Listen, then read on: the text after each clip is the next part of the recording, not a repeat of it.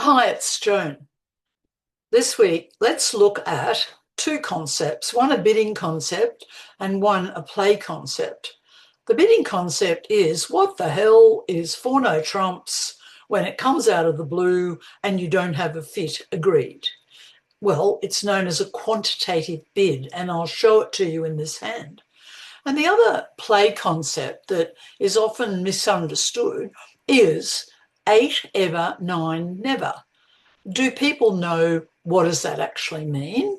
Eight ever, nine never. Well, let's look at the bidding one first, and then I'll get on to the play because they're all in this same hand. Pretty miserable looking opening hand, isn't it? 4-3-3-3, but most people would open this these days one club. Or some people might open a diamond, but mostly one club. I don't like the hand much, 12 flat points. Partner says one diamond, so we very quickly say one no trump to say we've got the worst opener we could have and it's balanced. Oh, but partner won't leave us alone. And we hoped to maybe play one no trump all game, but they must have a very strong hand because they've gone four no trumps. So the first thing to think is this is not Blackwood. Blackwood is only when you ask for aces and there's been a suit agreed. When there's no suit agreed, like we've just said no trumps here, and partner leaps to four no trumps, it's called a quantitative bid. And what it means is partner's got a big balanced hand and they're asking us one thing. Please, partner, they're saying, bid six no trumps if you're the biggest, your maximum for your 12 to 14 range. But if you're only at the bottom of it, like 12 as we are, then just pass four no trumps. A lot of people think that four no trumps anytime is Blackwood, but it's not because you need to have a suit agreed before you're talking about what controls and aces that you've got. So this quantitative raise says, I want to play no trumps. I've got a balanced hand. I've got plenty of points, almost enough points, but not quite, to have 34 for six no trumps. So we've only got 12. They'd have a pretty good hand, but they can't just go straight to six no trumps because they don't have quite enough points. So we would pass and say, sorry, we're not accepting that invitation. So sure enough, they had 19.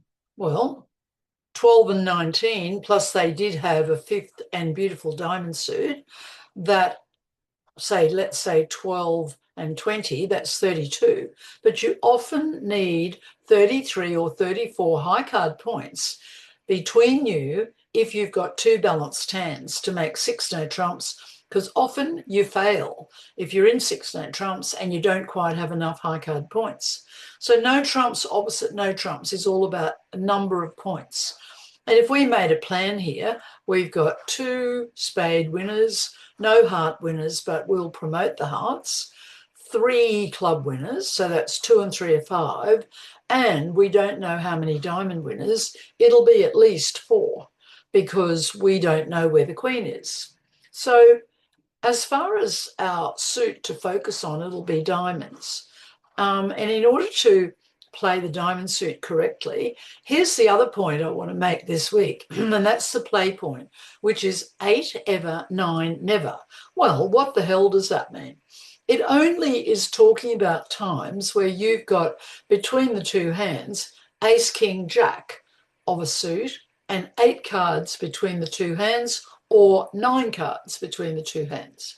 Well, if you've got eight cards, as we've got here, a five and a three, then if you're missing the queen, but you've got the ace, king, jack, the suggestion is that you take the finesse. And the odds are slightly greater than 50% if it works for you. A finesse is a 50-50 shot. Well, if you take the finesse here, which I'll show you how to do it, it'll give you a better chance than playing the ace and the king and hoping that the queen will drop. But when they say eight ever, that means always ever take the finesse. And 9 never, it means if you've got 9 cards of a suit, just bang down the ace and the king, because your odds are better that the queen will drop under the ace and the king. So there are many other factors, though, that you've got to take into account before you make these plays. And one of them is, did anyone else bid? Is it likely that one hand will have the queen rather than the other? Because they might be the hand that's got all the points. So, there's so much to considering how to play a suit. But for this particular diamond suit, we would win the ace here first of the spades, now attack diamonds. And the best way to do it is to, first of all, if you can afford it because you've got entries, play a diamond to the ace, because we want to see if anything drops. But no, we only saw the 4 and the 5. Now, our safest way to cross back to the south hand is the jack of clubs overtaking it with the queen.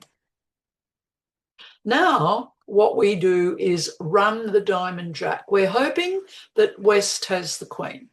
And if West has queen, we'll make all the diamond tricks. But this is taking the diamond finesse by running the jack. Nothing appeared, so we play the 8. It lost to the queen. Our finesse this time didn't work. But we made the right play according to 8 ever. We had 8 cards between us in diamonds, and we played one, top one, then we took the finesse. Well, didn't work, but we'll probably still make our contract easily. So they return a spade, which is good. That's good defense. Win the king. Now enjoy the diamond winners. Pitching 1 club. And, the spade here won't throw this away. It's not going to help us. Now I would play hearts. They've thrown a spade. That's unusual. But let's play hearts. Oh, there they go with the ace. And, so this hand, East, mustn't have had a spade left because they couldn't play spades. So what are we going to do? We've got the rest of the tricks. So we could just play king of hearts, queen of hearts, throw a spade away, and a club over to the ace and the king.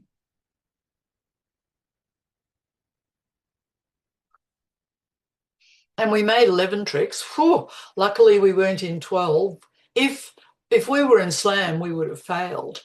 And notice that the position of the diamond queen, that's just sort of luck.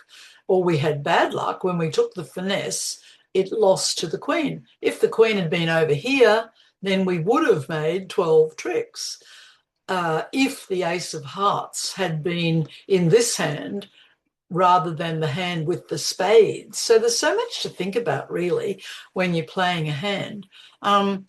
The bidding point is that 4 no trumps by this beautiful hand here was saying, I can nearly bid 6 no trumps by myself, but I'm a tiny bit short of points.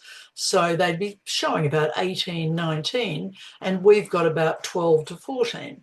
Well, if we had 14 and they had 19, that's enough for slam. And the play point is 8 ever, 9 never.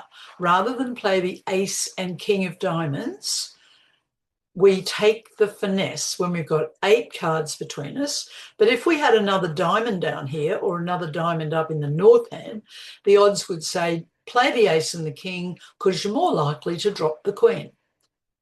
Amazing. Always something new to learn. Have a great week, everyone.